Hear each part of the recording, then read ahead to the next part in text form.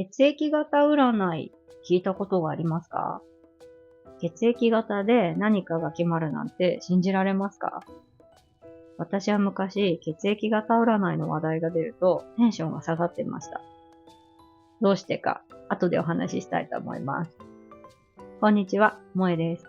このチャンネルは日本語学習者の方が日本の生活、仕事、会話に慣れるためのポッドキャストです。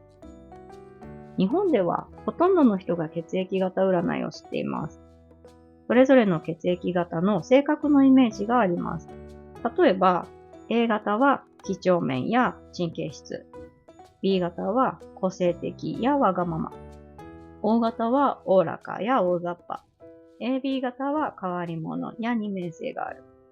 いい面と悪い面、それぞれよく言われている2つを挙げてみました。もちろん、科学的根拠はありません。ちなみに、日本で一番イメージが悪いのが B 型です。そして私は B 型。だから血液型の話題はちょっと苦手だったんです。日本では和を乱す人が良くないイメージがあるので、B 型の個性的やわがままというイメージが悪くなってしまうんですね。他の国、例えばアメリカでは星座で同じように性格を占うと聞いたことがあります。でも日本では星座は運勢を占うものとしてよく使われます。朝のテレビではよく今日の運勢ランキングが放送されていて人気があります。例えば1位、蟹座、最高の一日でしょう。12位、さそり座、無理をしないで休んでください。ラッキーアイテムは青いハンカチです。みたいに。いい結果の日はなぜか気分が明るくなるんですよね。占いを楽しむ、そんな文化が日本にはあります。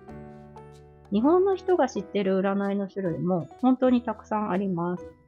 例えば子供が生まれた時に名前を決めます。その時に生命判断というもので名前の画数、何文字がいいとか、手にある線、手相を使って手相の占い。